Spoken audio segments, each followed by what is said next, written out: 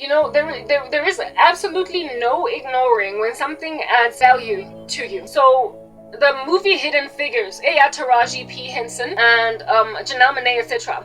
Those actors, right? Hidden Figures is it's a true story of a black woman who worked for NASA. Black women who worked for NASA back in the day, and because they were black, they were out here being basically sidelined and treated like not much. And even though some of them were really very intelligent, with like mathematical skills and everything, they were just always left in like weird, strange places. The character that was played by Taraji, I don't know who the real world name of the person is. I only watched the movie, not read the book, neither actually researched the story, but apparently it was a true story, and indeed it is a true story. Yeah, what became true with that was that racism was not going to do anything for America pertaining to this particular mission, right?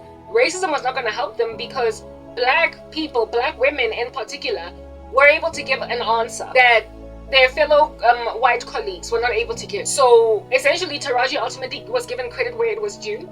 So too was Janelle Monáe. Yeah, everybody, right? People eventually conceded. They realized that our racism is not going to do anything because at the end of the day, our nation stands to benefit from this thing. We can't just maintain a racist ideology when somebody that is not of our race has got a much better idea than us. So then that whole thing was conquered. The very same phenomenon in the movie Hidden Figures is happening now in the Trump administration, where it's not so much about race now as it is about just class, about gentrification, about looking at a nation and calling it third world. And so because you call it third world, you then imagine that you can't get a Taraji from out of there, a Janelle from out of there, basically an engineer, a mathematician, a human computer. You cannot, for the life of you, get for yourself something that is exceptionally brilliant, and if at all it innovates on your shores, you benefit. If at all it speaks on your shores, you benefit. Trevor Noah could have stayed in South Africa and spit his jokes here. The guy is indeed right now rude and disrespectful, but nonetheless he is a cultural export that was a loss to South Africa.